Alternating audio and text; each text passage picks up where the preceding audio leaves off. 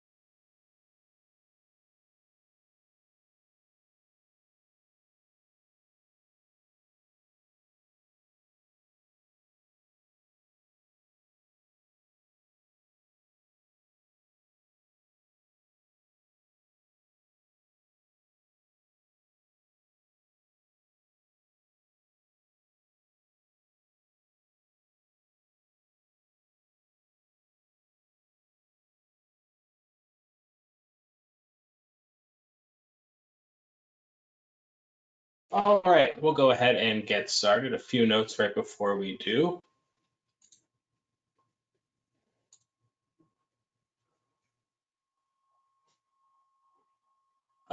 First, there is a question box, and so if you do have any questions throughout the webinar, feel free to throw them in there, and we'll do our best to get those answered. Some I might try to answer as we go, others we might save to the end, but feel free to throw any questions in there, and we'll try to answer as many as we can. So today we'll be talking about planning and executing an effective mentor recruitment plan. And actually, let me turn on my webcam so we can at least feel slightly more connected. Oh, I was wearing a hat earlier and my hair's sticking up a little. That's okay. So we'll talk about planning an effective mentor recruitment plan. So a bit about me, my name is Jack Kavanaugh. I'm our Director of Training and Program Development for Mentor New York. I've spent the past about 15 years working with young people in the community, whether that's in the schools, after school programs, mentoring programs, development initiatives, things like that. My background is in social work. I do have a master's in social work from the University of Buffalo, as well as a New York license in social work. And I just realized it always does this sometimes where it makes my display name Brenda, so I'm going to change that. Brenda is our CEO, but you should know who's talking. Wonderful. So we'll get started.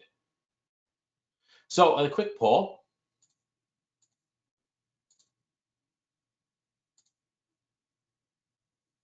As you pick which one applies to you, are you currently managing a mentoring program, about to launch a mentoring initiative, considering infusing mentoring into a current youth program, so you run an after school program and you want to bring more mentoring into that, or exploring starting a mentoring program in the near future?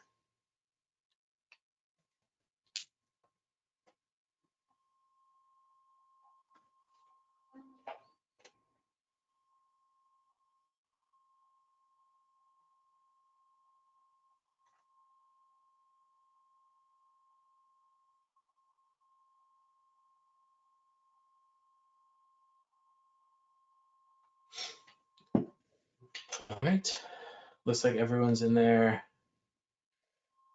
Let's see what the responses were.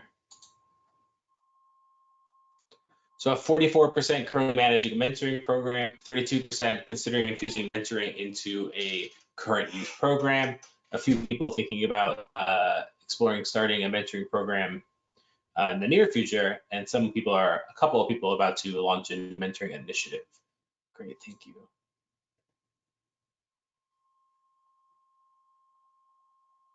So here's our agenda for today. We try to keep these to about 45 minutes or so of talking so we could save some time for questions at the end.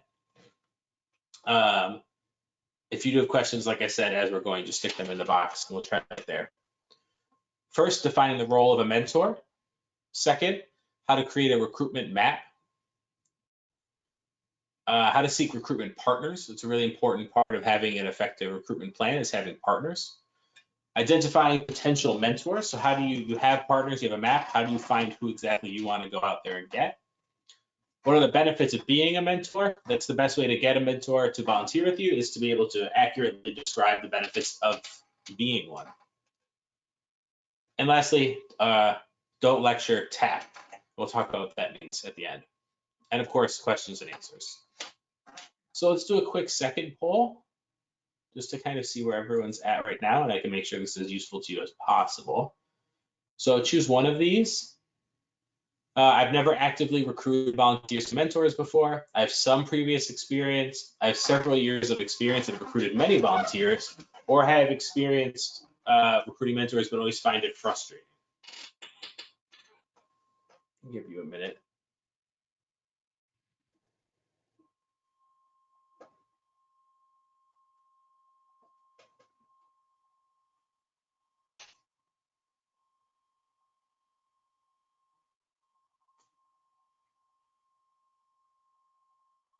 People another couple seconds to vote.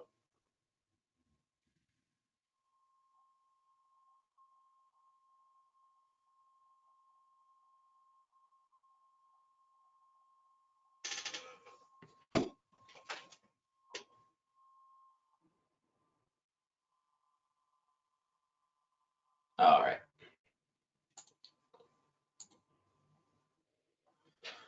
So almost half of you have never actively recruited mentors before.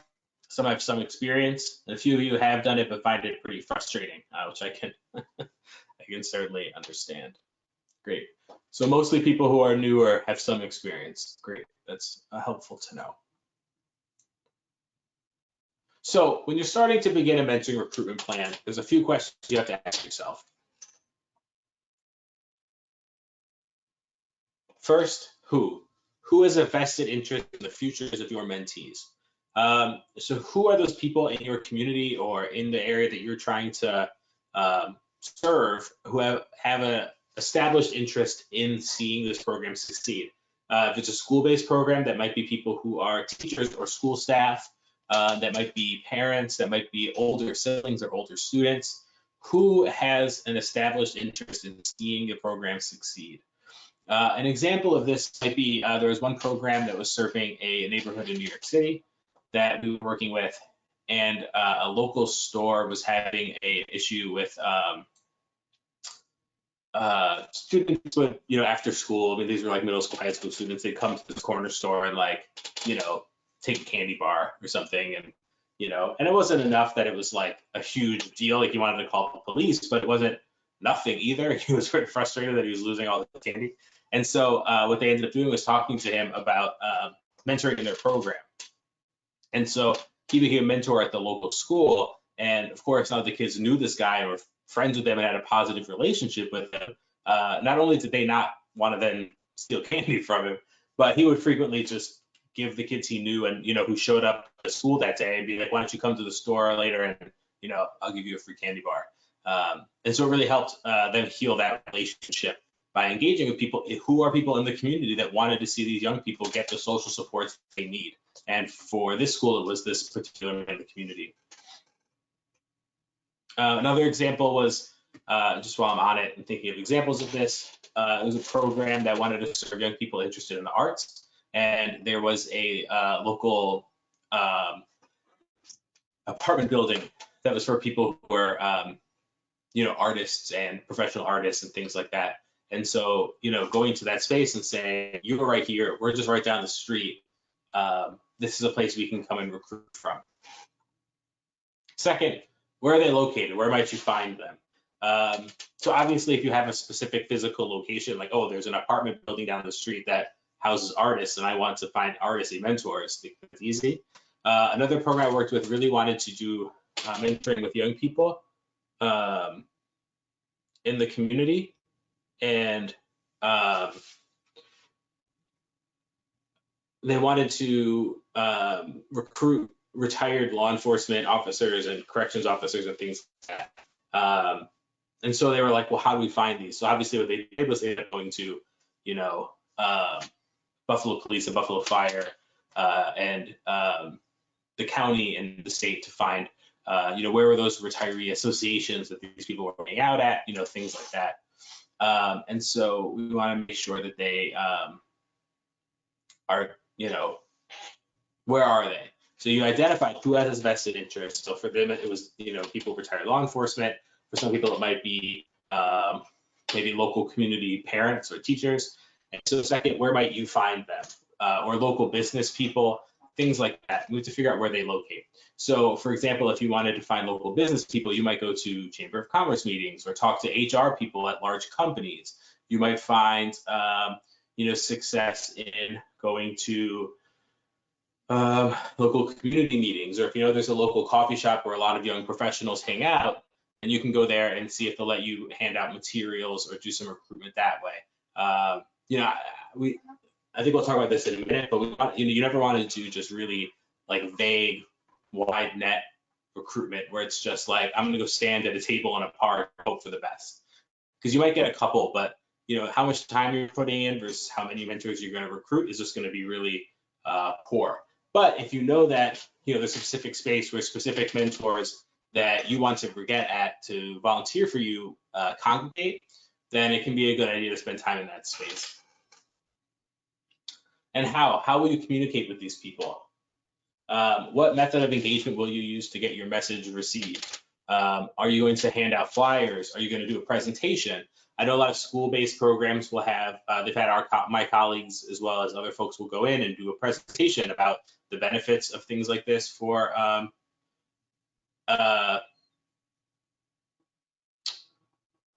what are the benefits for the volunteers to be a mentor? We'll talk about that in a bit too.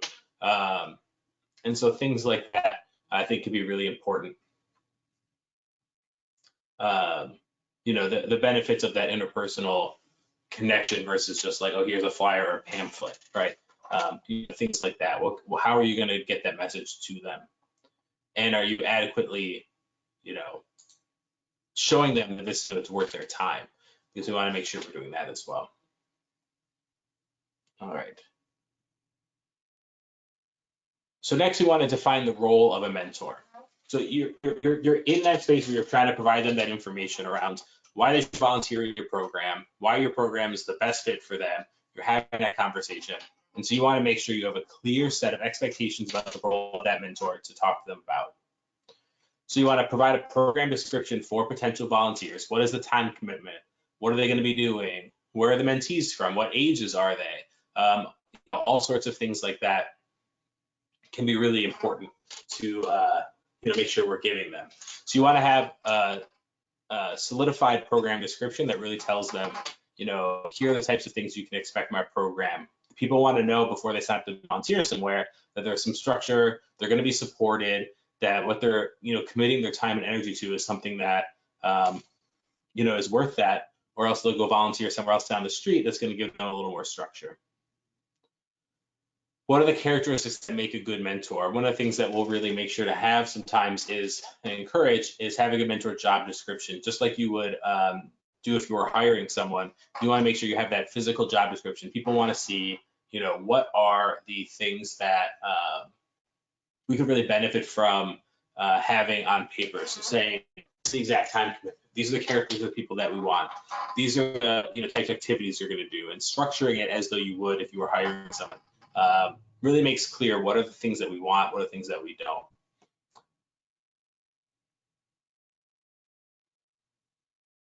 What's next? Explain the time commitment and responsibilities. So, like I was just saying, people really want to know exactly what they're getting into. No one wants to sign up for something that can be a really, really large commitment without knowing, what does that commitment really look like? And lastly, include a timeline of the process to become a mentor. lastly, so say I want to apply, what does that actual process look like? Do I have to put an application in? Is there an interview process? Is there other things like that? We want to make sure that we're being very transparent about that process really looks like. What kind of background checks are there? Really explaining before they start entering into it, what is that full and complete thing going to look like? I think I'm going to talk about this now because this isn't in the slide deck, I don't think. But I'll just skip it if it comes up later. But one of the biggest things that comes up in a lot of this is, especially when we talk about the characteristics that make a good mentor, time commitment, whatever, is that one of the biggest reasons why people don't volunteer to be a mentor is that no one ever asked them to do it. And so that kind of passive recruitment where people, we expect people to come in, where we expect people to, want to be a part of this program because it's just the right thing to do. People need to be asked. They need to say, hey, would you like to be a mentor in my program? There's one program I work with here in Buffalo that has been able to recruit lots of mentors.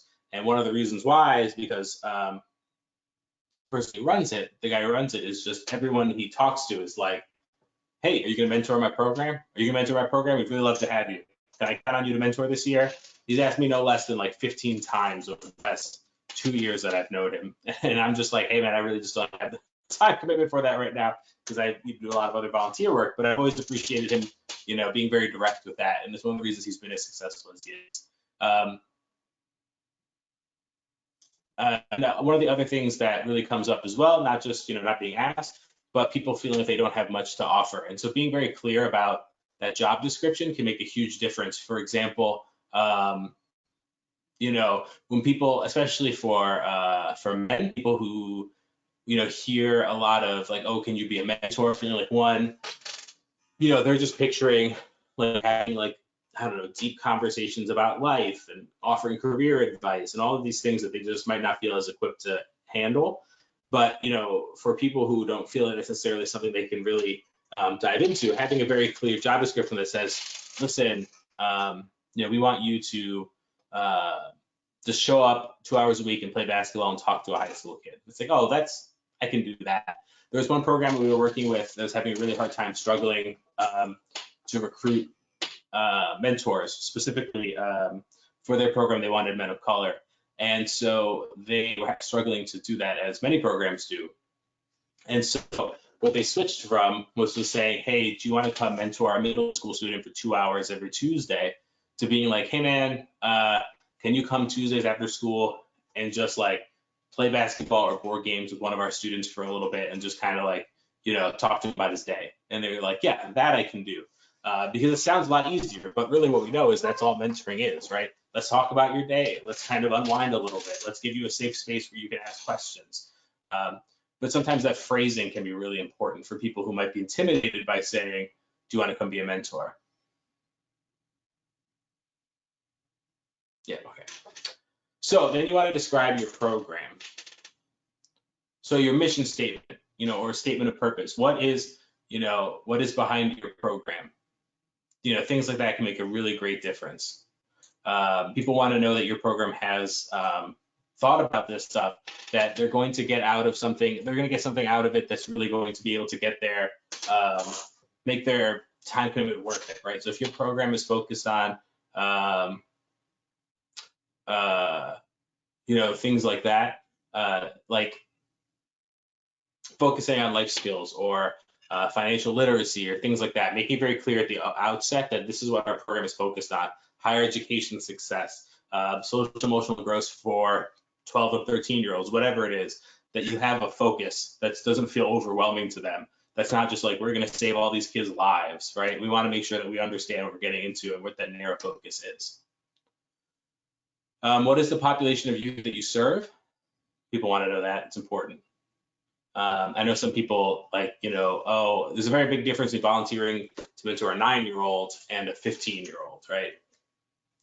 How does mentoring improve outcomes for this group? Lay it out for them. Let them know, if you come and you mentor, then you are going to see improved outcomes in this way. Do you have some statistics or basic facts about mentoring? Show them some data. How has your program been successful in the past? What sort of impact did mentoring make in general in terms of life goals, higher educational success, academic performance, mental health outcomes, all sorts of things. What can we show them that they're going to make a difference in? Next, the characteristics of a good mentor. So the people want to know this, right? Because they don't want to feel like, again, a lot of people can feel like I have nothing to offer. I'm just like some dude on the couch. Like, what am I supposed to tell this person about life? And so making very clear about what it is that we expect them to have can be really important. So good mentors generally are patient, flexible, and active listeners. Those are skills that a lot of people can have, and they can learn as they go. They should be good role models, demonstrate a positive attitude, take a personal interest in the relationship, enjoy ongoing learning, value diversity and be non-judgmental, genuine and honest, resourceful and inspiring. It's really important that, as we have mentors, again, they're upbeat, they act positive, they're able to have empathy and show positive regard for young people, they're willing to learn new skills and take direction. That's really important. If you're onboarding someone as a volunteer, you want to make sure they are someone who is equipped and prepared to learn and grow with you.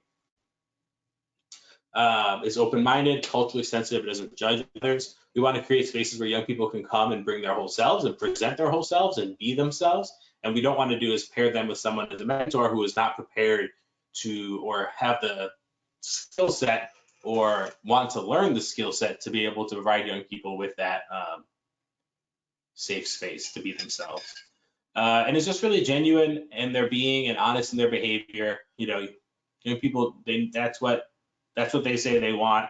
That's what they say they need. And I think that any of us who have worked with kids long enough knows that that's really one of the main things is young people need people who are, are there and honest.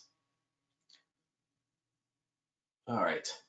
So what's the process to become a mentor? This is the last thing we want to make sure we talk to them about, right?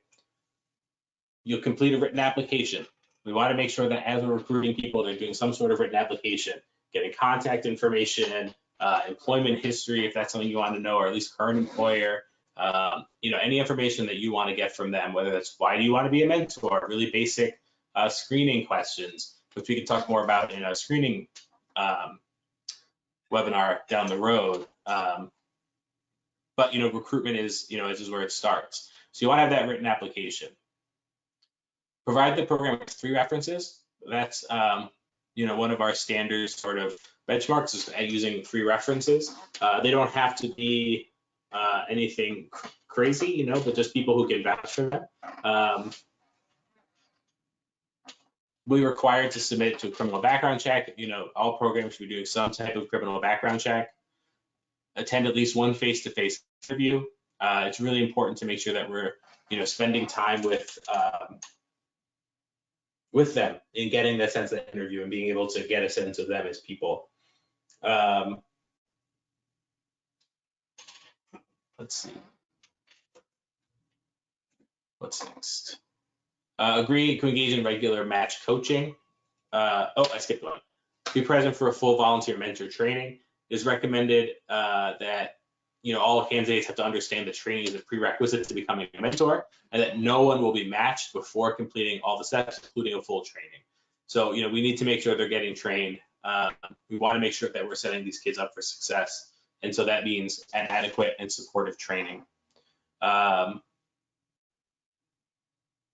Agree to engage in regular match coaching with the supervisor.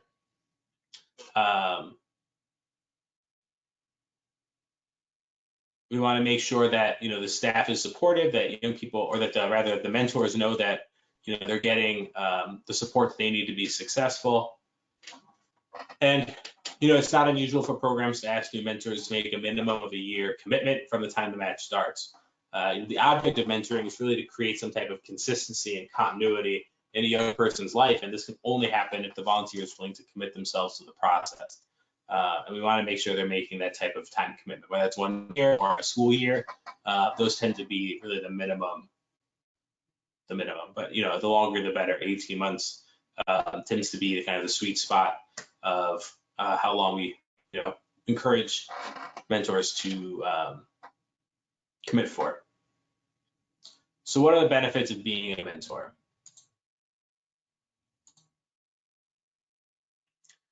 Most adults are unaware of the benefits of mentoring a young person, and sometimes they're afraid to ask, what's in it for me, because they want to make sure they're being selfless. But the reality is that there are benefits that we get personally, culturally, and socially, and even at a business level.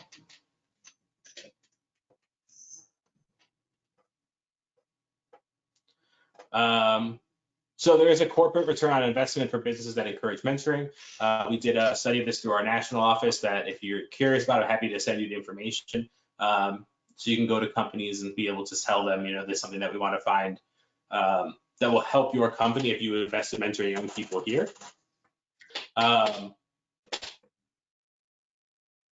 Creates an opportunity for reflection on one's own practice, improves competency, forces you to be resourceful, push your own limits.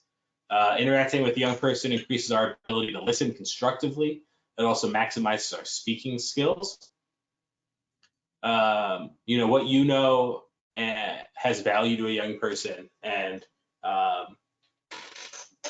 you are valuable.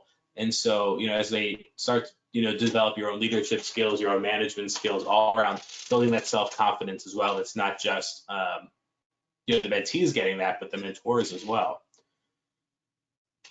Sharing knowledge and experience, as well as, ultimately most people become mentors because they had a mentor in their own development or someone that was influential. And whether consciously or unconsciously, most of us pay this back by paying it forward and becoming a mentor ourselves. A lot of the research tells us that the rewards of mentoring aren't often realized until early adulthood. And so we want to make sure that we're leaving something of ourselves behind to be appreciated. And that's part of, as humans, as we age, we find it's something that we do. It's something that we do as humans as we age, is just to start valuing more of, passing along our wisdom and knowledge. So we want to create a recruitment map. That's, the way to start with, of really saying, how do we start building this map of starting to, like, we have all this information. How do we start making an actual plan? Who am I going to call? Who I'm going to talk to? So if you have a piece of paper in front of you and you want to do this activity while we talk through it, feel free. If you want to save it for later, that's great. I'll give people a second to pull out some paper right now if you'd like.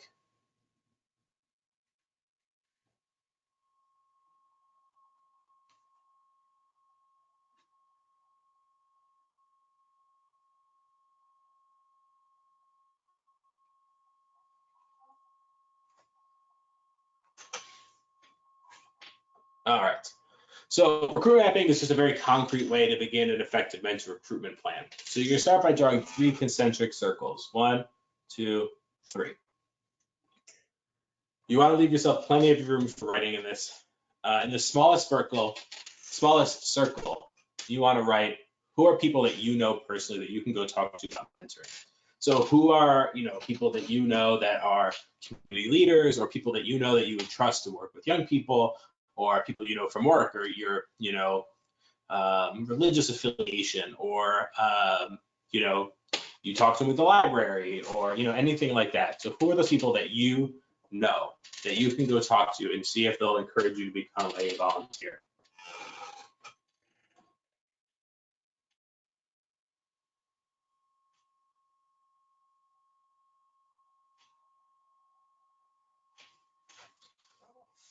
In the second circle, you're going to think about affiliates and collaterals you can create liaisons with. So that's like local businesses. Who are local businesses in your community that might be interested in supporting young people and supporting youth? Who are other local community organizations or volunteer organizations? So like a Kiwanis Club or Lions Club, or places like that really value having their members volunteer in the community. Are there other sorts of local social clubs? Anything like that, whether it's sports leagues, that adult sports leagues, any place that might have some sort of that you have a direct connection with, right? So that's really where you want to. So the people and then people in community organizations that they know outside of that.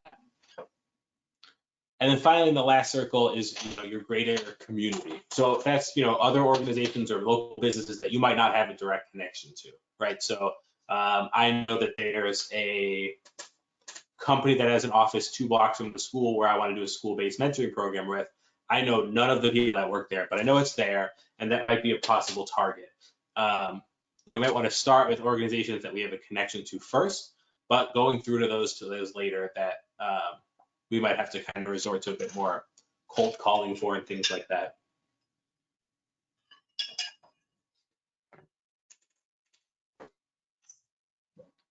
So I'm going to send you all of the slides after this. That's going to include a sample recruitment map, right? That looks just like this.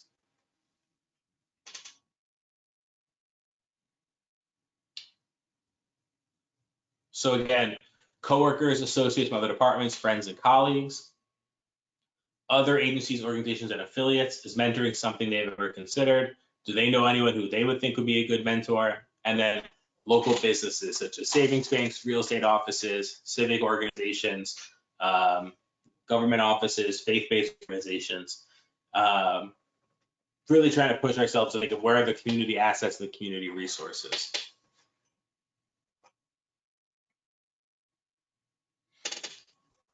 And so now that we have that map, really thinking part of recruitment is also starting to think strategically around how am I going to make this easier for myself ongoing? It's not just a one-time thing, right? We're going to have to recruit mentors next year and the next year and the next year because there's always turnover.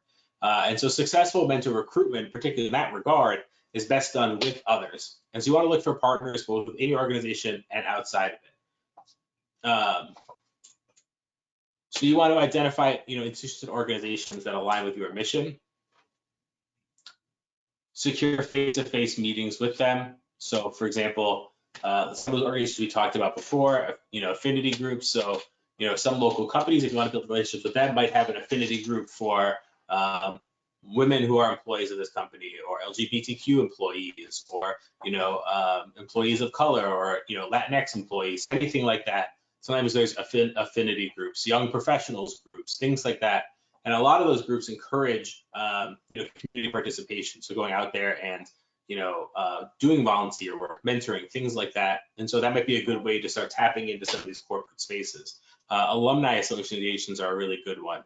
Colleges and universities for students can be helpful, although sometimes it can be a little tricky because college students, their schedules are over the place. Their school year schedule is different than, the K through 12 academic year. And so sometimes it can be tough to really rely on them as consistently as one might like, but it's a great place to start. Again, alumni associations, particularly if you graduated from a school that has a strong one, or if you're starting a school-based program at a middle school or high school, and that high school has a strong alumni association, that might be a great place to start. And asking them, if you were going to pick 2 or 3 people from your organization to mentor your own children, who would you pick? People are always going to be much more honest if you ask them about their own kids, right? Is this someone you would trust to watch your children and to spend time with them? And that can be really helpful. As part of that,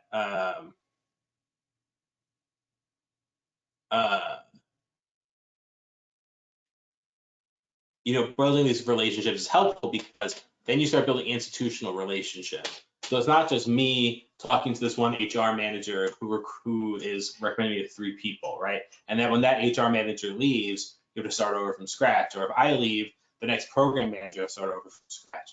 What we want to do is make sure those partnerships are institutional, right? So your organization has a partnership with this company, and this company is going to, as part of their HR office, work on getting you 3 or 4 mentors every year. And you have that agreement. And not just the HR manager that you work with knows that, but their boss knows it, and their boss knows it, and it becomes part of that company's culture.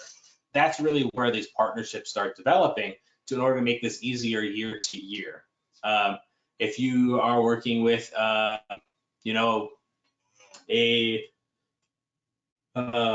alumni associations are really great for this because there's constantly more people coming in because more people are graduating and aging, all sorts of things like that. But as much as you can institutionalize those relationships, that's better. And thinking of it as almost like deputizing people to go out there and do that recruiting for you.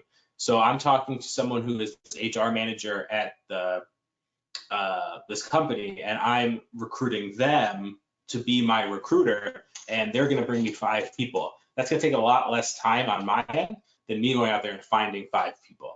And so it's going to make your work a lot easier, as much as you can try to push people out there. This starts to snowball a bit, because as you get mentors who come in, they are able to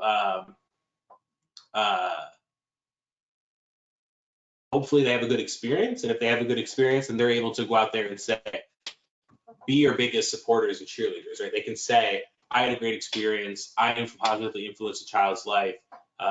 You're going to be, you're going to love doing this. You're going to be so successful.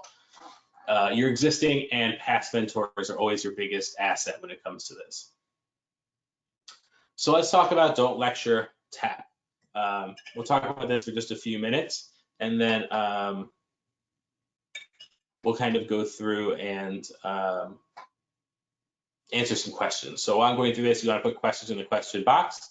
We'll be able to start addressing them. So when it comes to mentoring, people tend not to respond to being lectured as a group. So if I'm sitting here and I have 30 people in front of me and I'm telling them, you need to do this, you need to do this, it's the right thing to do, it's just, the morally strong thing to do, and you want to make sure you're doing it, people aren't going to respond to that. They don't like that. I don't know about you guys, but I particularly just don't like being lectured in that way. And, a lot of research has found that it's not effective. Most people will react favorably when you've identified their characteristics with the qualities of a good mentor. So if I'm talking to someone, I can say, you know what, from talking to you, I can tell you're someone who's a really good listener, you seem really compassionate. Those are the types of things we really want to get in that mentor, in our mentors. And I see that in you, right? So I'm tapping you because I think you are something that we need. I'm not telling you that you need to come volunteer with us, because if you don't, you're a bad person and I'm going to lecture you about it. But we need people like you because you are someone who cares about these young people, and we need you on our side. So please come and, volunteer with us. And again, I just talked about this, but established mentors are your best recruitment tool. So ask them who they know, who they would think would also be a good mentor. Not only because they're going to be the best at evangelizing for you, because they have a good story, they have a positive experience, and they're the ones who are going to be able to say, this is worth time, but they're also going to be very accurately able to describe the challenges as well as the benefits and a realistic view of what mentoring is going to be like to prospective mentors, because they've lived it. And they'll be able to say, yes, with authority, I can tell you that these program managers are supportive and provide feedback. I can tell you, yes, it's challenging at times to build that relationship, but at the end of it, I feel like it's paid off, and I wouldn't trade it for the world. They're going to be able to do that in a way that will never sound the same coming from you if you are not also one of the mentors. Even if you've been a mentor before, it's just going to be that much more powerful coming from them. So, do you have any questions? Let's open up the box.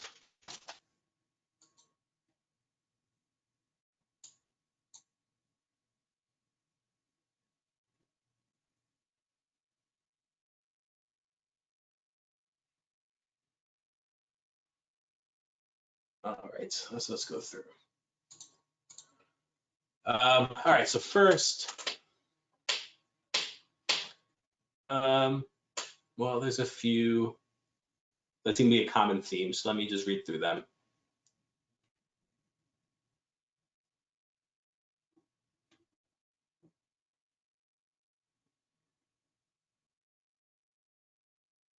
So a few questions about recruiting men, specifically men of color. I talked about that a little bit. And I think the biggest thing with that is, so I can send this out at some point, or if you want to see it, you can email me at some point in case you don't get it. But I'm going to try to include it in our follow-up email that we send. But if I forget, just remind me and I'll send it to you. But our national office did a study about a year or two ago called The Power of Relationships. That was all about why people mentor, who mentors and who doesn't, and why.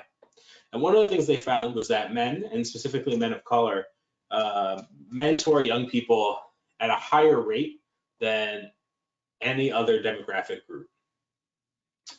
The difference is that men of color are specifically identified as not mentoring as part of an organized program.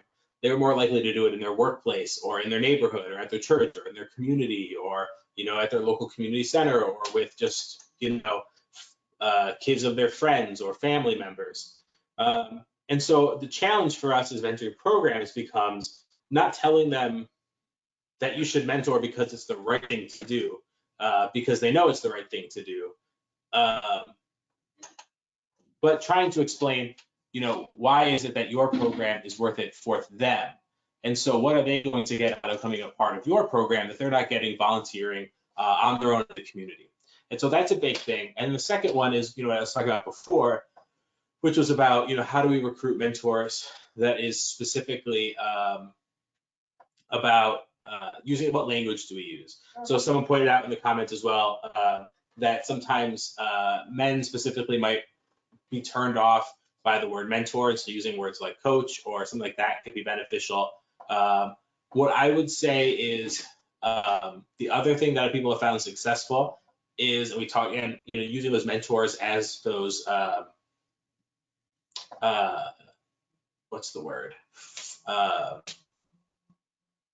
just like saying deputize. I don't know if there's a better way to say that, but deputizing mentors to go out and recruit, but also understanding that what the study found was that people who identify as men of color were more likely to respond positively if it was someone who was from their community asking them.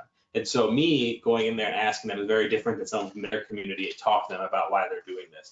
And so make sure you're leveraging not just your volunteers, but other staff members as well, who might be more effective as being communicators and take it a bit more seriously in that way. So who are your staff of color? You have men of color on your staff that are hired, who can go out there and help spread that message, so that we're making sure that we are bringing it to them in a way that people are going to respond well to. So that has been really effective as well.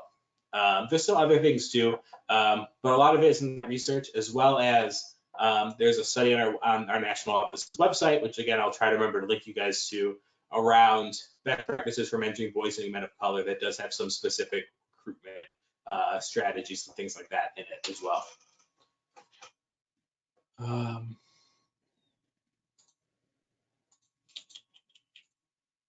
Someone asked about, Stephanie, hi Stephanie, with the COVID being a concern for many people, what is best practices for interviewing? Obviously, face-to-face is just always going to be best. Obviously, if we can't do that, people are reluctant. Making sure it's on video. I actually think video interview can be really helpful if you are using e-mentoring right now or using virtual mentoring, because you're going to get a sense of, are they comfortable with the technology? What's their background like? They have empty bottles of beer hanging out behind them in their video screen. How careful are they with that type of thing? Is it a really loud and hectic household?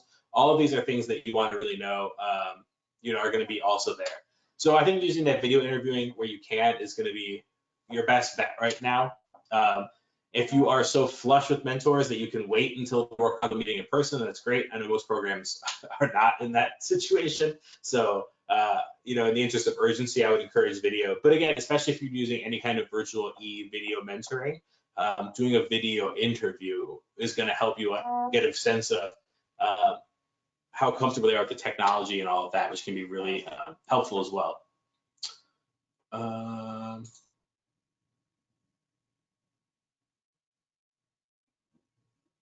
Would you ask current mentors for contact information of people they recommend, or have them personally reach out? I would have them personally reach out. I would say maybe as part of your mentor support session 1 month, you're talking to them about, hey, we'd love for you to help us find some more mentors, and we want to make sure that we're getting ones that, we trust you to know who is going to be a great mentor for us. So here's some information. We'd love for you to go out there and, spread this around to some people in your community. And more often than not, they're going to be, excited to do that. And so that's a really great way to kind of work on that. If they want to just give you contact information, they can, but I think it'd be much more effective coming from them. We want to make sure they are the messenger. Let's see. And it's just on recruiting during this time, not just with COVID, but with protests for racial justice. So how do we be sensitive while still putting out messages recruiting mentors? I think that's a great question. One thing that we've been talking about with ourselves as an organization is, what is the mentoring movement's role in a lot of the, current movement for, police reform and things like that. And ultimately, mentoring is about creating positive and healthy and developmental relationships for young people. And one of the ways that we're going to be able to make sure that there's some sort of impact, build equity, all of these things is by building stronger relationships and stronger community fabrics between people who are part of those communities. And so, underlining that message, I think, can be really crucial. Saying we are here because we are here about relationship, we're here about navigating community, and we're here about building a stronger fabric around our neighborhood and our community and the young people who need our support right now. I think that's always a salient message. And I think particularly now saying, this is what we're about. This is what we've always been about, supporting young people who feel unsupported right now. We need mentors to help us feel that, we can support them. I think just being honest about it and really owning that mentoring at its core is work that is going to help heal communities. This is how it works. And so we want to make sure we're underlining that right now. Let's see. I see a question about incorporating mentor program in an existing program. I'd like to partner with an existing mentor program. Reach out to me afterwards, and I'll help you get connected with some folks, and we can figure out some ways to help you strategize around that for sure. There's lots of programs who could benefit from that. That looks like most of the questions. I don't think I missed anyone. If you do have any questions after this, please reach out. This is our email. Obviously, that's not that's our address in New York City, but we're not there right now. We're all working from home, so don't send any letters there or call really. But there's my email. I'll also send a follow-up email either today or tomorrow with some resources, things like that for you. One of the things we do, if you do need help making a concrete recruitment plan, we also do individualized consulting with programs. We have a federal grant that supports no cost, so it wouldn't cost you anything for us to do some work with you on developing a recruitment plan, anything like that. And I'll send information about that as well. My email address is right there. It's jcavanaugh@mentorkids.org. And if you do have any questions, like I said, please feel free to reach out. I'm glad you were able to make it this afternoon. And if you have any, questions or comments, please let us know. Otherwise, we'll make sure that you guys are on the loop with any future webinars we have. They're every Wednesday at this time. I believe next week is a smaller session around just general mentoring, how to start a mentoring program, which we do once a month. We limit that to about 10 to 15 people, and I think the next two are full already. But after that, we'll make sure that you get the list so you can we can do that. All right, everyone, enjoy the rest of your day, and I look forward to hearing from you later.